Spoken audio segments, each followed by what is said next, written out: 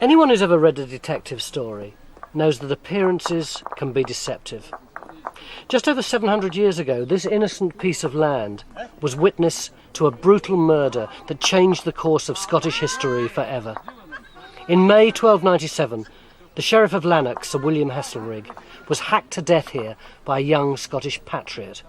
His name, William Wallace, or as we've come to know him, Braveheart. Wallace was a legend, a national hero. But I've come here to try to find the man behind the legend.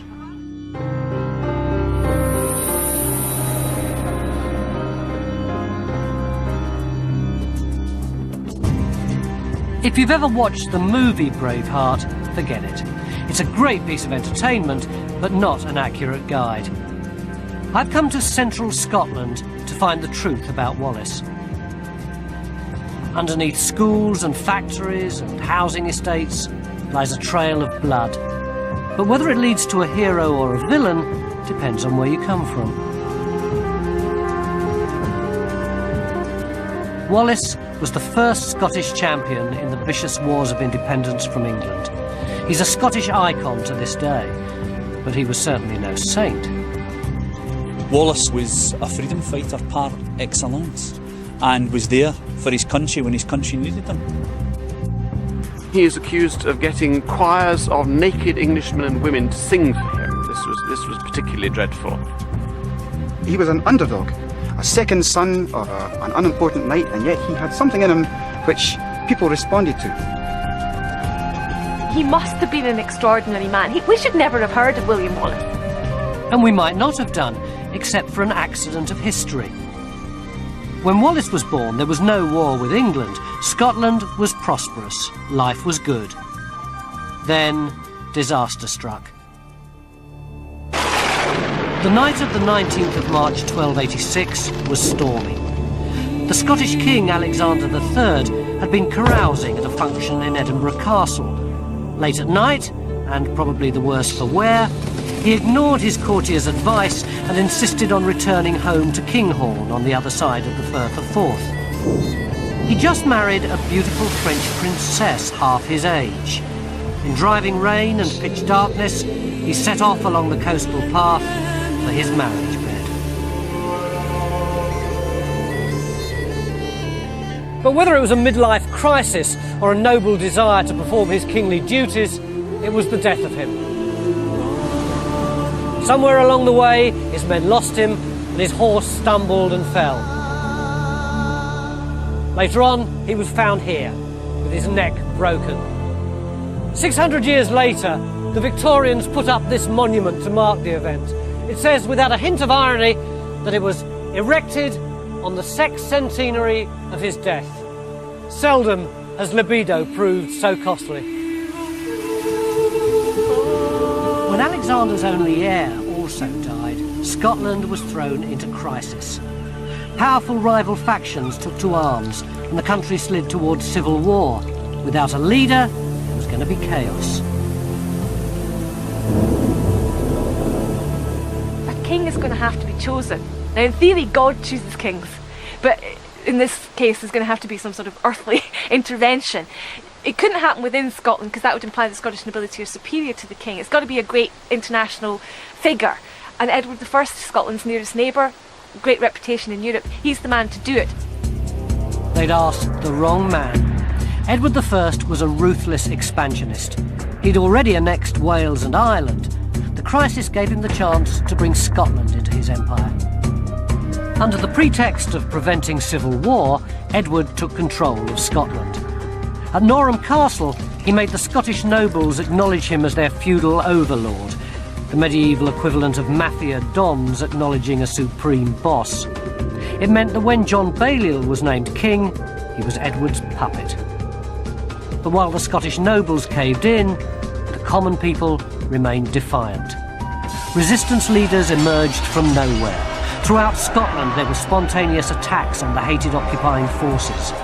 It's about this time that tales of a fierce young Scot called William Wallace began to circulate.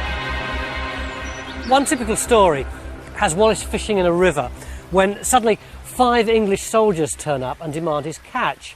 And Wallace says you must be joking, but offers them half anyway. And one of the English soldiers is so furious that a mere jock should give him cheek that he draws his sword and lunges at Wallace. Wallace immediately parries with his fishing pole, snatches the man's sword and lops his head off. Then he kills 2 of the other soldiers before the others escape. Who was this Wallace, everyone was asking? We still don't know what he looked like. These pictures are from much more recent times. The only clues we have to his appearance are the accounts which tell of an arrow scar on his neck and a general agreement that he was enormous, perhaps 6'6" or more. He was also much younger than this, about 26. But where had he come from? Well, a Scottish chronicler called Blind Harry tells us that the de Wallace family, which means they were originally from Wales, settled in Elderslie, just south of Glasgow. On the flimsiest of evidence, the good old Victorians did what they do best and erected a monument. But now, archaeology has backed up tradition.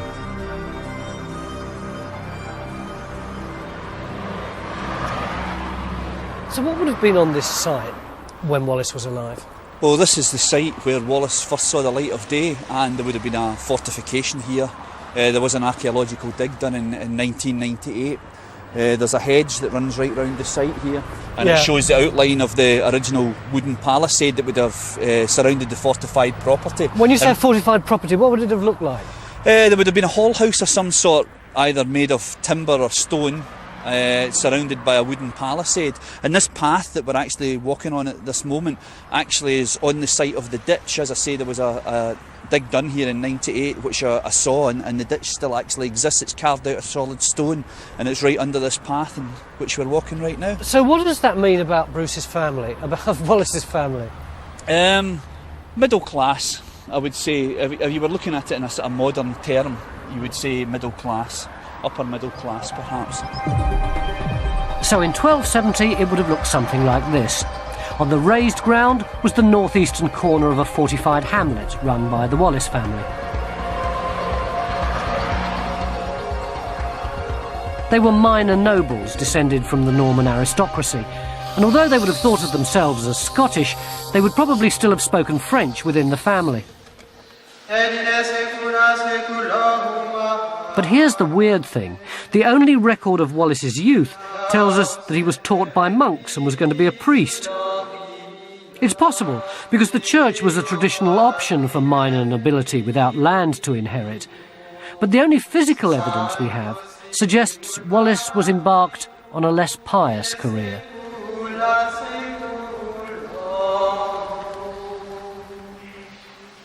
We know from the seal that was discovered a few years ago that has a bow in the middle of it, that Wallace probably saw himself first and foremost as an archer. Now, that probably didn't mean he was a soldier necessarily. It may have been a bit on the poaching side of things, on the hunting of deer. But yeah, he would have had to make his own way. He wouldn't have any lands given to him, and I don't think there's any evidence. In fact, it's pretty clear he didn't have any lands himself, so he's got to make his own way. It's likely then that Wallace was a bit of a tearaway, who came good when history gave him a cause. Once Edward I had his hooks into Scotland, he never gave up. In 1296, after repeated humiliations, his puppet king John Balliol rebelled. The Scots assembled an army and raided northern England. It was just the excuse Edward was looking for. He marched north. This is Berwick-on-Tweed. Today it's in England, of course, but 7 centuries ago it was one of the most important and prosperous towns in Scotland. As Edward moved forth, spoiling for a fight with the rebellious Scots, the people of Berwick gave him the perfect opportunity for one. Some English merchants had been murdered here and their goods pillaged by the locals. Edward decided to make an example of them.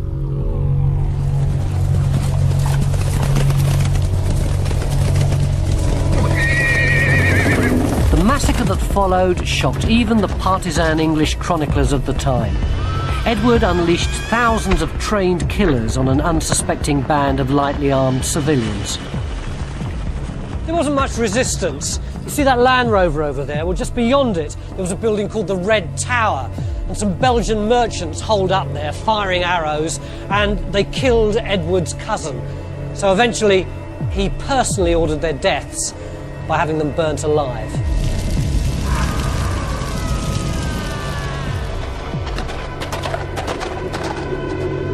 But it wasn't just Edward who wanted blood. Soon the cry rang out from the whole army, "Havoc, havoc," which means plunder, plunder, and it's where we get our word havoc from. There would have been mayhem. The men would have been automatically killed, the women raped first.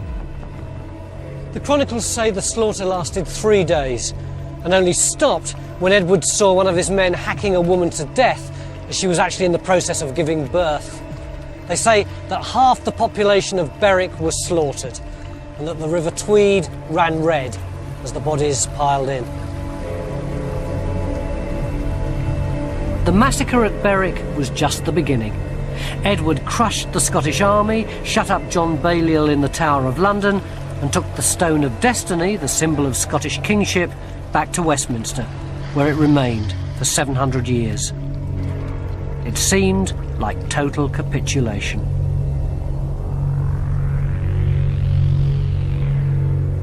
The story goes that when Edward was leaving Scotland, he turned to the Earl he was about to put in charge and said to him, "Bon besoin fait, qui de merde se délivre."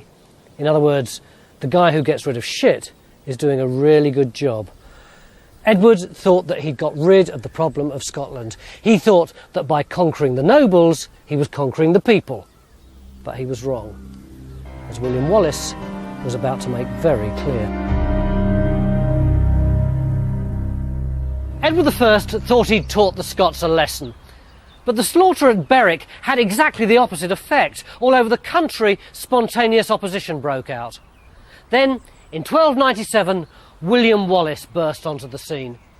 But according to the chronicles, it wasn't the public atrocities at Berwick that brought him into the limelight, but a private grudge here at Lanark.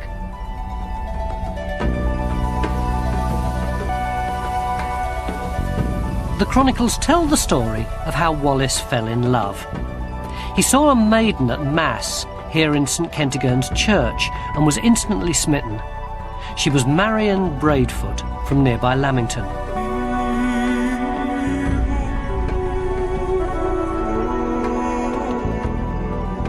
The story goes that Wallace carried on a clandestine love affair and eventually married Marion.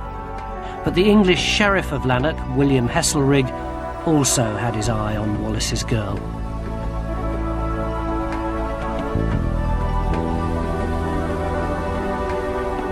When Wallace got into a skirmish with Heselrigg's men, before they could arrest him, Marion helped him escape into the hills. In revenge and full of lustful hate, Heselrigg had Marion killed. Hearing of the slaughter, Wallace returned under cover of darkness to wreak his revenge. There's hardly anything left of Lanark Castle today. Lanark Thistle Bowling Club occupies the site of Heselrigg's stronghold.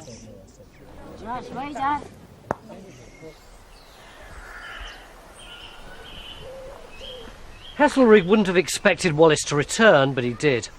In May 1297, he and his men probably slipped into town in ones and twos and then joined up, ready for their revenge. The attack was swift and terrible. Wallace went straight to the sheriff's house, surprising him in his bed. One blow of his enormous sword went straight through the sheriff's skull, down to his collarbone.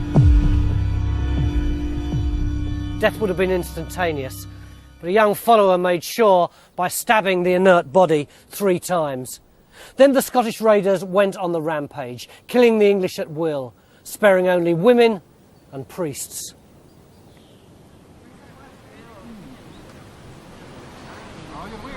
The killing of Heselrigg is the first documented reference we have of Wallace, but the love story may well be fiction. After all, Wallace was an outlaw and the sheriff was the local judge. Maybe Wallace simply killed him to avoid prosecution for some other crime. it could be that he was already beyond the law, that he was a kind of an outlaw. If he'd been poaching, he may even been beyond Scots law, and maybe he was someone on the wrong side of the tracks who sort of made good because war broke out.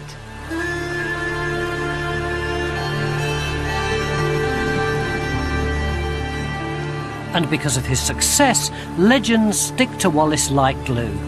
He's an archer and he kills the local sheriff. Now, at that time, stories of other fugitive noblemen like Robin Hood were hugely popular. We know that Wallace's maid Marian only appears in later versions of the story. Maybe the chroniclers wanted to turn Wallace into a Scottish version of Robin Hood, and so they gave Wallace his maid Marian too. And while we're on the subject of myths and legends, this is probably a good time to admit that Wallace was never called Braveheart. That's the name that belonged to that other Scottish hero, Robert the Bruce, after he died, when his brave heart was put into a casket and carried into battle. Sorry. Wallace's slaying of the Sheriff of Lanark made his reputation. People started flocking to his cause. The outlaw band became a militia, and then an army, and at its head, a nobody from Elderslie. Well, that's it. That's the key to it, isn't it? It's the personality of Wallace. I mean, he must have been an extraordinary man. We should never have heard of William Wallace, and we wouldn't have done if it wasn't for this war. He obviously had leadership qualities, but I think he also had that single-mindedness, that devotion to a cause, one cause, which in this case was Scottish independence, that meant that he would, there was no other way for him.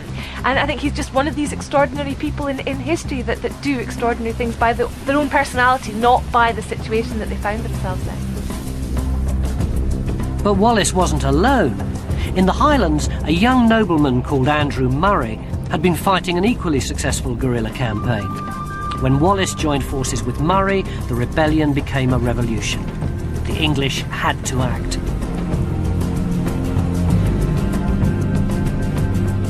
Edward I, who was away fighting in France, ordered a formidable army north to sort out the rebels. Barring their way to the Highlands was the mighty River Forth. Wallace and Moray decided to take the English on at the crossing point. Its name was to echo in history. Stirling Bridge.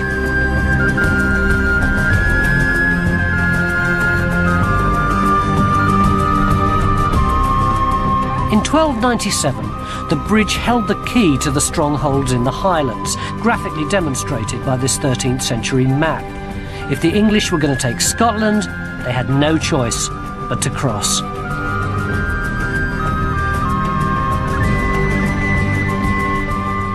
Wallace and Moray decided that a battle at Stirling Bridge was their best chance of defeating the mighty English army. But it wasn't this Stirling Bridge. Amazingly, the exact location of Wallace's greatest triumph was a mystery until recently. Nobody could find the foundations of the original bridge. Find them, and you find the battleground. Then amateur archaeologists decided to test a local tradition that the bridge lay upstream from today's with some homegrown technology. I don't understand how you ever managed to see those pillars under this water. It's pretty murky, isn't it? Well, it is pretty murky, but there are times of the year when the fresh water's coming down and you can see. We used an old method that the pearl fishers used, which was to make a bucket out of wood with a glass bottom, and they could see the freshwater mussels on the bed of the river. Sorry, there we are. And if you like to have a little look over the side, This is it? this is it. This is the High tech, isn't it? Oh, it is. It is. It is. But it's very effective, and on a sunny day, if you put your head right and exclude the light from around the edge, it's you can get a marvellous vision of the riverbed. So I should be able to see one of the piers down here somewhere. Yes, yes. All I can see at the moment is my Yes, own face looking back at me. I've got it. I think this is it. Yep. Oh, very effective. Oh, A simple solution to a problem. it's quite gruelling, isn't it? It is. It is. It's not very easy to use, but River Vision Mark II. You should patent this, you might make a fortune. Yes, I never thought of that. The ancient town seal from Wallace's time shows a flat wooden platform on top of 8 stone piers. Everyone had been looking for a bridge that went straight across the river, but you don't need 8 piers for a straight bridge. What they discovered was that the piers went across the river diagonally. No one knows why, but it means that the number of piers fits perfectly for a bridge that looked something like this. This narrow structure was a key part of Wallace's plans. The Scots had positioned themselves on the high ground on the north side of the river. In 1297, this is what Wallace might have seen. He and his lightly armed foot soldiers would have had a clear picture of the task that faced them. Looking south to the river, they could see the English as they prepared for battle in the shadow of Stirling Castle. Accounts say that the English had brought 1,000 cavalry and 50,000 infantry to face the spears and dirks of the rebels. They outnumbered the Scots by as much as 10 to 1. Wallace's men knew it was make or break. The English army at that time was regarded as the mightiest fighting machine in Christendom. Wallace must have been a dynamic leader to have instilled in his men the belief that they could win. Not just against superior numbers, but against much more superior armaments, horses, weaponry, even money when it comes down to it. And even although they were outnumbered, Wallace used the land of Scotland itself to help. The fourth looped round, leaving an area of boggy ground between the English and the Scots. This was crossed by a single raised causeway that followed the same course as the road does today. The bridge and this narrow road caused a bottleneck. The logistics of getting the sheer numbers onto the field of battle would have made for a scene like the start of the London Marathon. It made some of the English knights nervous, but as the nobles discussed tactics, the tide rose, making the marshland even boggier. Delays and indecision were to prove fatal. 3 times the English started across the bridge, and 3 times they drew back. Dominican friars were sent across to offer Wallace peace terms, but the message came back: "We have not come for peace, but to avenge our country." The upstart was spoiling for a fight, and the English were happy to oblige. Wallace and Murray couldn't believe their luck. The enemy was about to fall into their trap. The narrow bridge could only take 2 horses at a time. As the heavily armoured mounted knights rode off the causeway to form a battle line, the ground became too boggy for an effective charge. The English were probably expecting the Scots to wait till they'd all processed across the bridge and lined up nicely. That was the etiquette of chivalry. But Wallace and Murray weren't like that. They were street fighters, engaged in a last-ditch attempt to save their country. They waited until just the right amount of Englishmen had crossed, enough to fight and enough to kill, and then Wallace gave a single blast of his horn.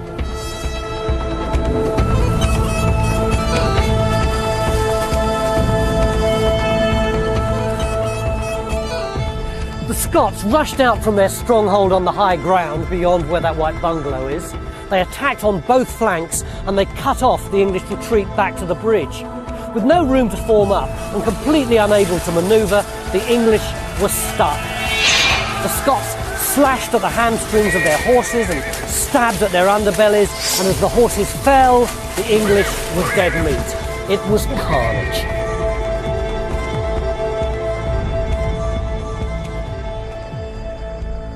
The chronicles report 5,000 English dead. The victory was against all odds.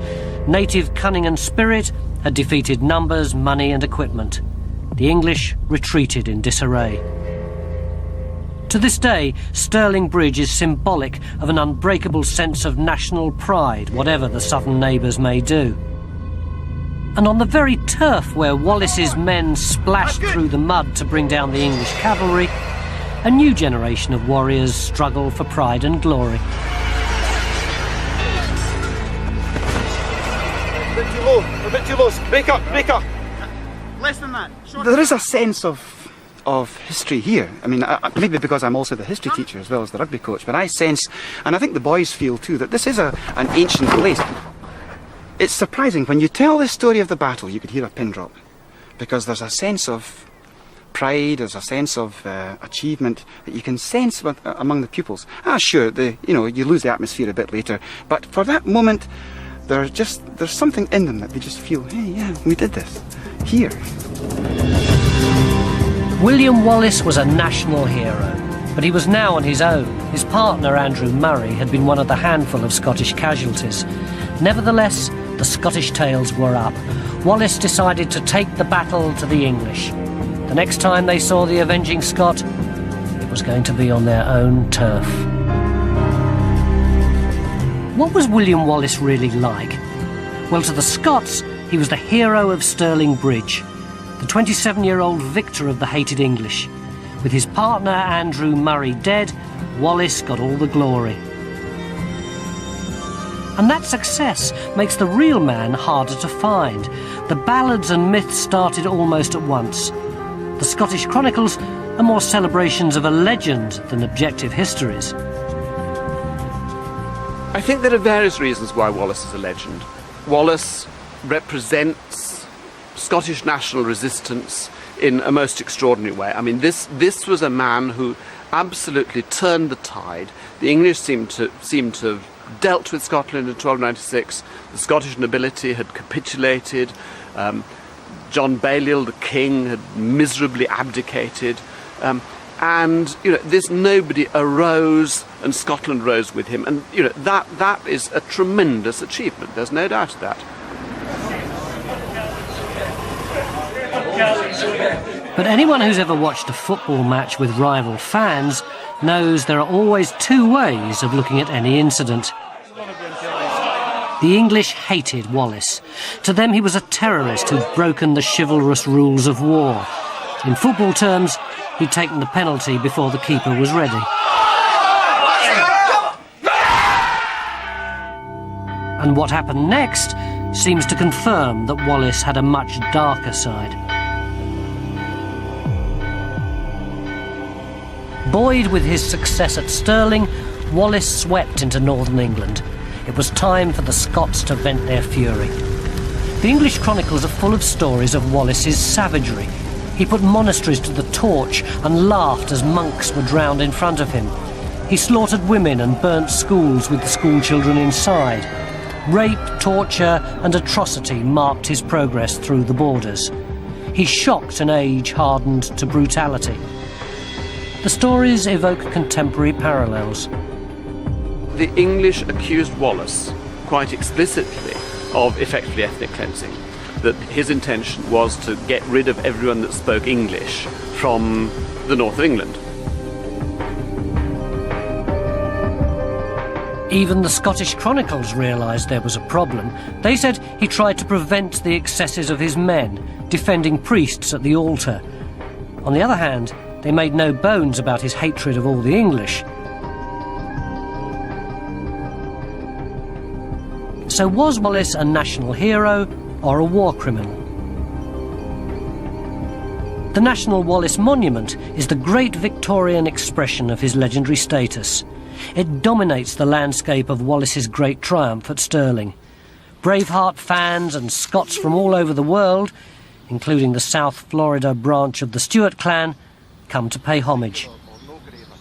But even here there's a grim recognition that there was little room for compromise in medieval warfare. And the said Provenance executioners would then put this through the back or the front of the head.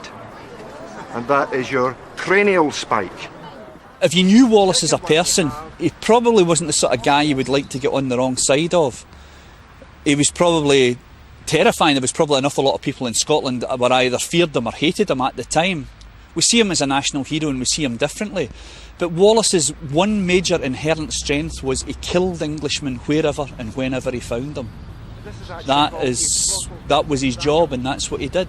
Not to be confused with your dispatching dagger, which has two sharp edges, one to the left and one to the right. Essentially, Wallace was a man of his day. Putting the mortally wounded out of their misery by There's no doubt that he was a very bloody, violent man, living in a violent age.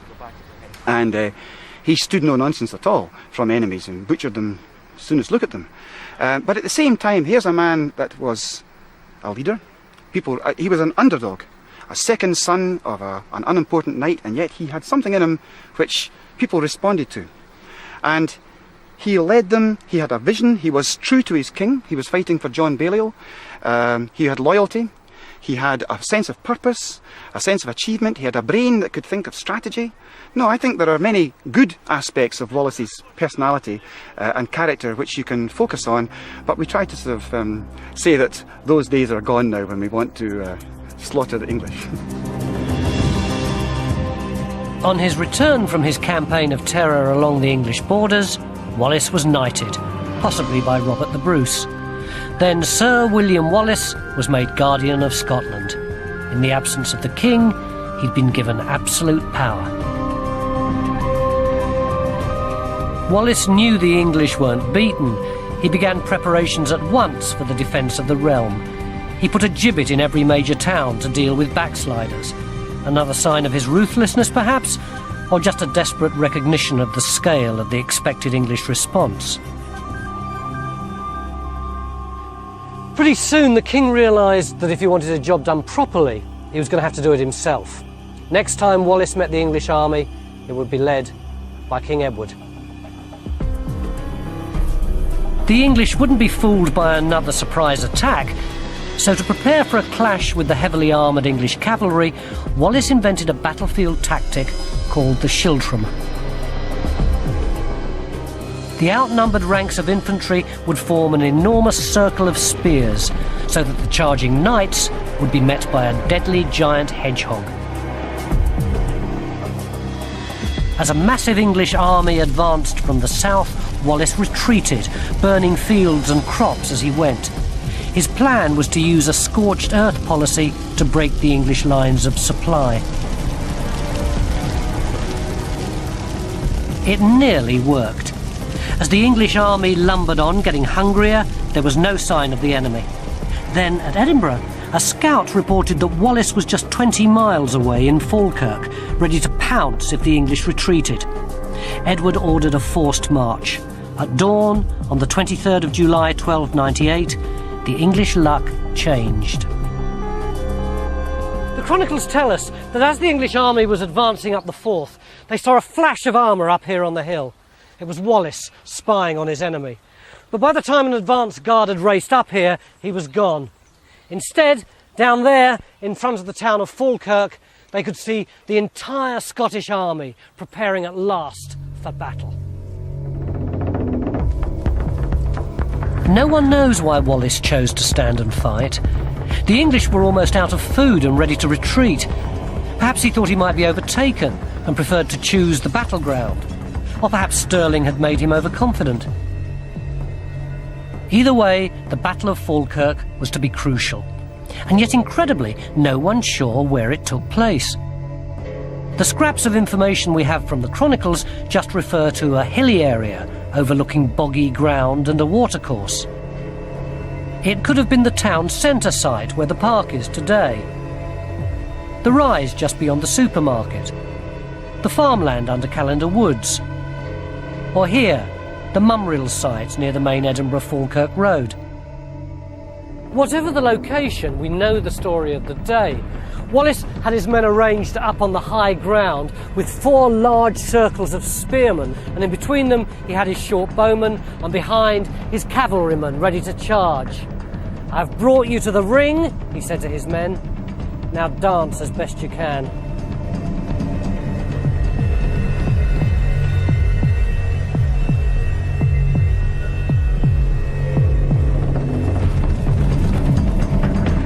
The English sent wave after wave of cavalry across the boggy ground, up the slope and onto the waiting Scottish spears. But then 2 things happened that changed the course of the day and the future of Wallace's reputation. Firstly, the Scots nobility who made up their cavalry suddenly upped and left, and secondly, the English brought on their new secret weapon, the longbow.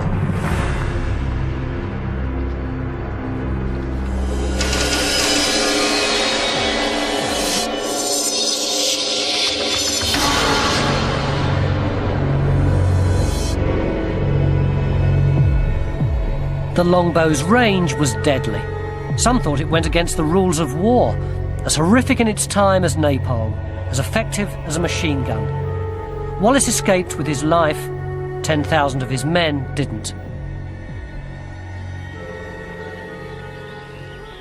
To be fair to Wallace, he had planned his strategy around what the English normally do, which is a major cavalry charge, and that's why you've got the schiltrons, this hedgehog of spears. And he had trained his men well on this, and they'd been practicing for quite a while. But what he couldn't have foreseen really was that Edward would deploy the archers in the way that he did. And this is the beginning of the rise of the English archer to such a preeminent position in the 100 Years' War against France in the next century. They're going to win battles, and poor old Wallace was on the receiving end of that. He had planned it, it's just that technology took over. For people who know the movie, it may come as a shock to know that Falkirk wasn't the end for Wallace. He was to carry his fight on for 7 more years, before his horrific betrayal and death.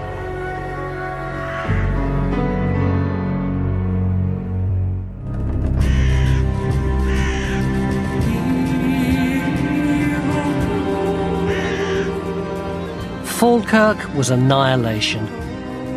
Wallace escaped with his life, but a reputation in tatters. His loyal foot soldiers had been slaughtered by English bowmen, and if Blind Harry's to be believed, his cavalry had simply deserted him. Sir John Graham was one of the few nobles who stayed at Wallace's side. His remains lie in Falkirk graveyard, one of only 3 marked graves from 10,000 dead. Wallace didn't just fight the English, he also fought the threat from his own nobility, possibly because of his low-born status, or low-born compared to the great earls of Scotland, who were jealous of Wallace's sudden high standing in the community. What are you going to do? Are you going to stay there and die, or are you going to go away and live to fight again? I mean, it's all very easy for us 700 years over to say, oh, it was a dreadful thing. I don't think the Scottish cavalry could have won that battle. Under no, they couldn't have done it. So I think they very wisely said, let's go regroup, try and think again. So you don't think the cavalry betrayed? No, I don't. I think they very sensibly saw the way things were going. I mean, there's nothing they could have done. What are they going to do? Ride down that hill into the cavalry and be completely massacred? We've got to remember Wallace himself survived the Battle of Falkirk, unlike a lot of the men in his schiltrons. Demoted from his role as Guardian of Scotland and with his troops decimated, it seems Wallace returned to the land he knew best, hiding out in the forests of Selkirk while he regrouped. Edward I had battered the Scots into military submission. When Wallace re-emerges, it isn't as a soldier, but as a diplomat.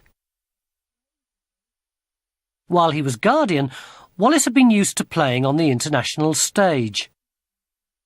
While so much else has been lost, incredibly, we have one of Wallace's own letters.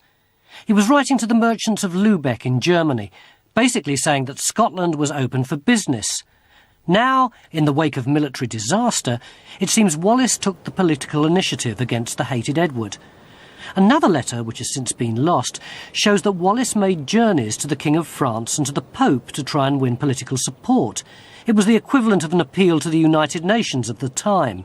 It was a unilateral action, not backed by the nobles, who were trying to appease Edward while they consolidated their position. So do you think that in his later years, Wallace would have been a bit of a political loose cannon, like Edward Heath or Arthur Scargill? I think loose cannon is exactly the way to describe Wallace. Although he does, when he comes back from the continent in 1303, he does join with the rest of the Scottish nobility. He's one of the leaders of the Scottish army, and that's quite interesting. He's one of many.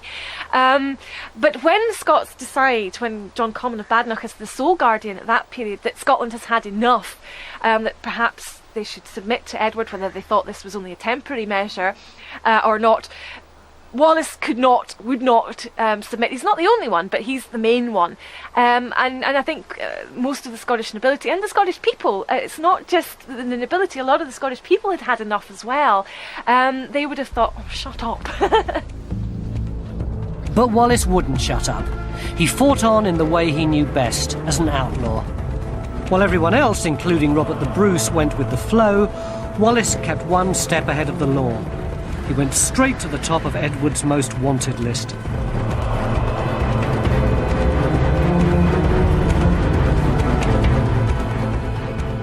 The shocking thing was when the end came that it wasn't an Englishman that captured Wallace. He was actually betrayed by a Scot who was an English pay. But an awful lot of the problems in Scotland down the century were succinctly summed up by Robert Burns, who said we are bought and sold for English gold. In 1305, Wallace was finally betrayed to the English. By this time, most of Scotland's nobles were back under Edward's rule again, and one of his tests of their loyalty was whether or not they were prepared to try to capture Wallace. But eventually the betrayal wasn't just political, it was personal. The man chosen to close the trap round him was Sir John Menteith, a particular friend of Wallace's, who was godfather to his 2 children. They surprised Wallace here at Rob Royston, just outside Glasgow. There was a struggle. Eventually Wallace was subdued and dragged south of the border to avoid any possibility of rescue.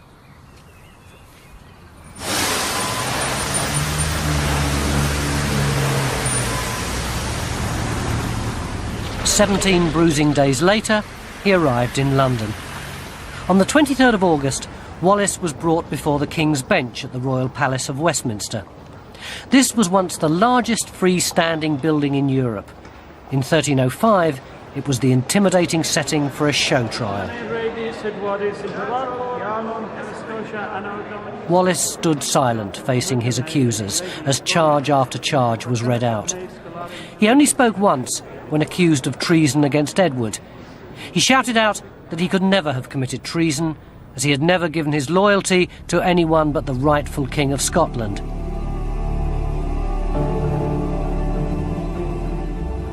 But in the end, the odds were stacked against Wallace. The trial was more about humiliation than justice. As he stood on this spot, the sentence for treason was declared. Wallace was to be hung, drawn, and quartered.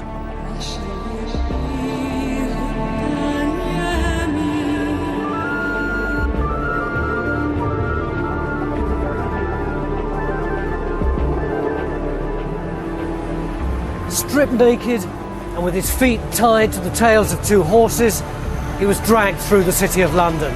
His head banged against the cobbles. The London crowd pelted him with filth. Miraculously, when he arrived here, he was still conscious. In those days, this was known as Smoothfield. It was just outside the city walls. Today, we know it as Smithfield, the site of the famous London meat market. And here, just round the back of St Bart's Hospital, they butchered William Wallace. Now, in Wallace's case, of course, in his hanging, he'd be dangling there, suffocating, and then hack the body open, the quartering, probably using an axe. Take out the heart, cut it out, show it to the crowds. Now, the heart would still be beating.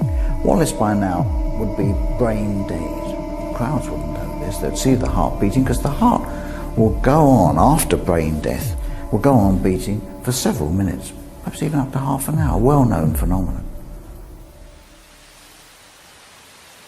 Wallace's head was displayed on London Bridge. The 4 parts of his dismembered body were sent to Berwick, Edinburgh, Aberdeen and Stirling, the scene of his greatest triumph, to warn the Scots. And that should have been that. At 35, Wallace had died a failure. His reputation as a military genius had been smashed after just 9 months. Then for the next 7 years, he'd been powerless to stop Scotland falling under Edward's rule. But like many heroes who die young, his death sealed his immortality. It's Wallace's legacy that's his lasting achievement. Wallace's execution inspired Robert the Bruce to take on his mantle. 9 years later, Bruce invoked Wallace's spirit before the decisive Battle of Bannockburn, which established the independence that Wallace had so long fought for.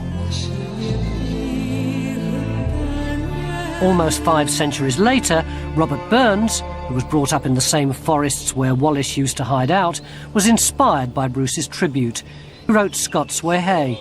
It's become Wallace's anthem, a symbol of what he represents. That's when Bruce has often led, welcome to your gory bed, or to victory. When the foundation stone of the Wallace Monument at Stirling was laid, 70 or 80,000 people turned out in the day to see it. So he meant something to people, even back in the days when Scotland was seen as North Britain. And any time that Scotland's future has been called into question, Wallace's shadow is there. A lesser man might have simply given up, but Wallace went on trying, admittedly not very successfully, but he remained absolutely consistent to that Scottish cause.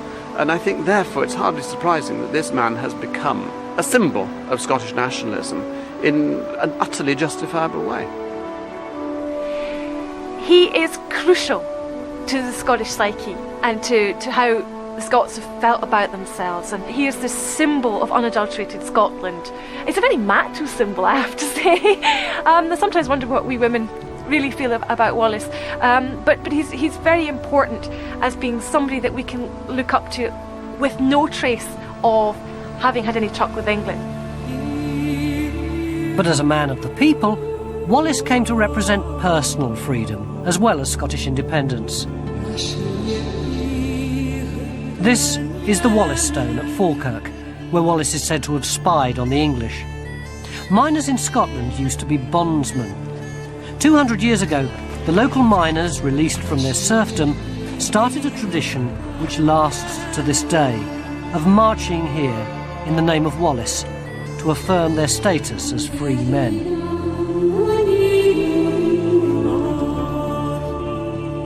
I came to Scotland in search of a national hero, but the man I found was much more complex and ambiguous than the well-known legendary character with his deeds of daring do.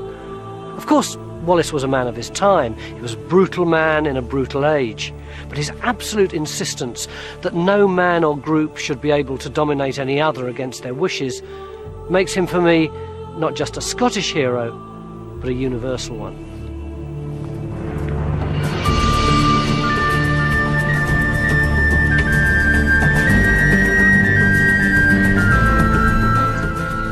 For information on this programme or related educational resources, please go to channel4.com/learning.